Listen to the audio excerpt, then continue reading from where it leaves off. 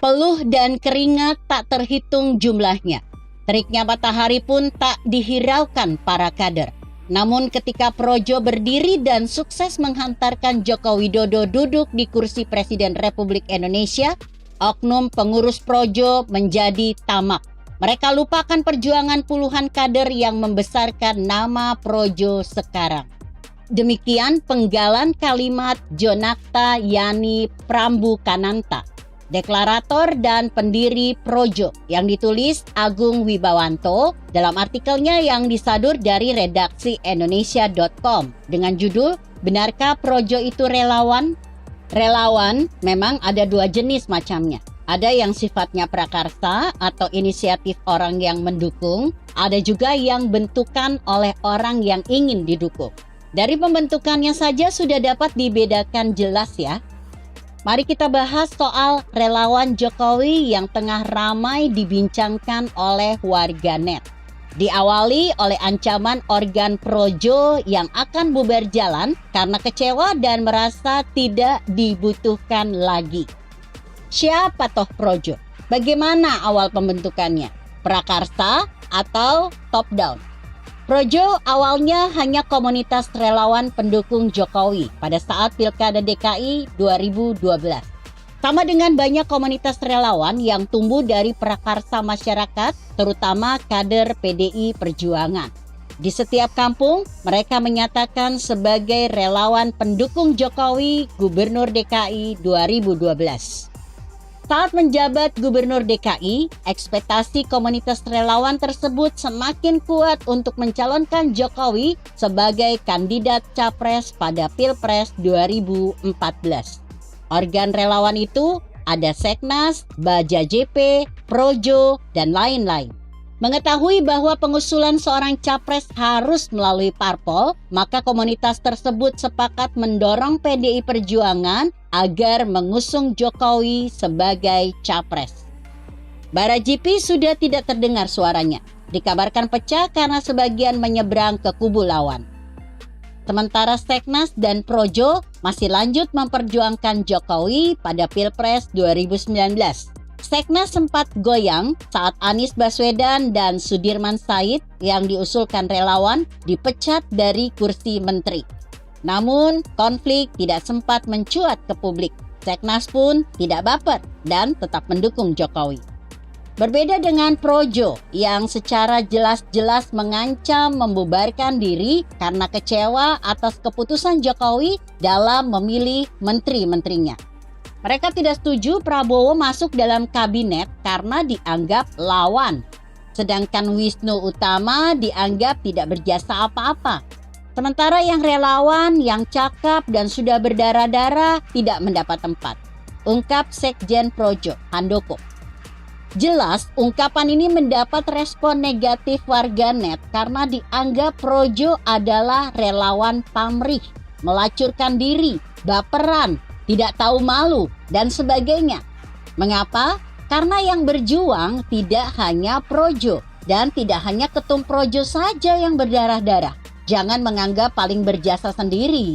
Ingat, kehadiran awal Projo tidak diminta dan tidak disuruh oleh Jokowi. Ia tumbuh sebagai prakarsa rakyat. Untuk itu prinsipnya adalah partisipasi, bukan mobilisasi. Yang menentukan butuh atau tidak mendukung Jokowi adalah rakyat, bukan Jokowi. Jadi bukan pada tempatnya jika Budi Ari mengatakan jika tidak dibutuhkan lagi. Kesannya Projo memiliki posisi yang jauh lebih tinggi daripada seorang presiden. Cara mengancam seperti itu menunjukkan Projo gila jabatan atau berharap mendapat posisi. Pantaskah? Tepat saat tulisan ini ditulis 3 tahun lalu, Budi Ari Setiadi dilantik menjadi salah satu wakil menteri. Jumat 25 Oktober 2019. Sementara Jokowi sudah menyampaikan bahwa posisi wamen sudah disiapkan beberapa hari sebelumnya. Jadi bukan karena ada ancaman atau baperan dari Projo.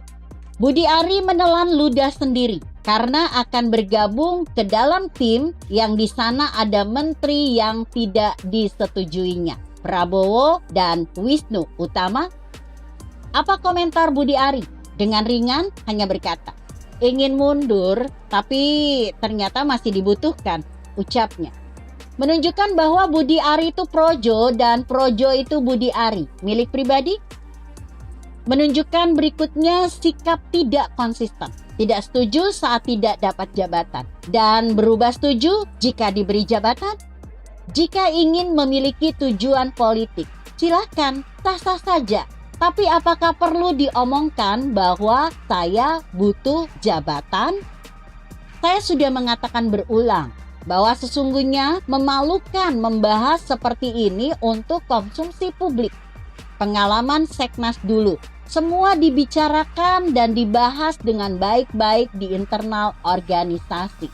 Dengan teriak kecewa dan bubarkan diri kepada media, justru Projo ingin mengadu domba antar relawan yang pro ataupun kontra dengan kebijakan Jokowi. Itu babak di tahun 2019, awal pemerintahan Jokowi periode kedua. Pada cerita babak kedua di tahun 2022, Projo yang masih di bawah kendali Budi Ari sangat jelas terlihat ingin mencari posisi kekuasaan kembali pada gelaran Pilpres 2024. Seperti mengalahkan parpol, Projo sibuk sendiri mencari dan menetapkan Capres 2024 melalui musra di Palembang. Mereka mengadakan polling di internal untuk usulan nama-nama. Saat nama Prabowo yang terbanyak mendapat suara, entah mekanismenya seperti apa, nama tersebut pun dilaporkan kepada Jokowi sebagai hasil musrah. Pak Jokowi hanya tertawa, ungkap Budi Ari. Mereka pun klaim Prabowo sebagai alternatif pilihan. Terlebih beredar pernyataan Jokowi soal jatah Prabowo. Sikap Projo ini mendapat komentar dari Sekjen PDIP, Hasto Kristianto, yang mengatakan akan berubah mengikuti arah angin. Budi Ari pun membalas, mereka tidak mengikuti arah angin, tapi arahan dari Jokowi. Padahal di 2019, Projo sempat menentang keputusan politik Jokowi yang menarik Prabowo menjadi menteri, bahkan mereka ingin membubarkan diri. Aneh saja jika sekarang mengaku ikut arahan Jokowi dan berbalik mendukung Prabowo.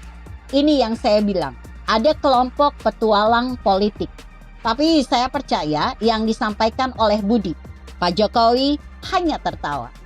Begitu kira-kira. Bagaimana menurut Anda? Jika Anda berpendapat lain, tuliskan komentar Anda di bawah ini. Saya Emma, Karisma 90.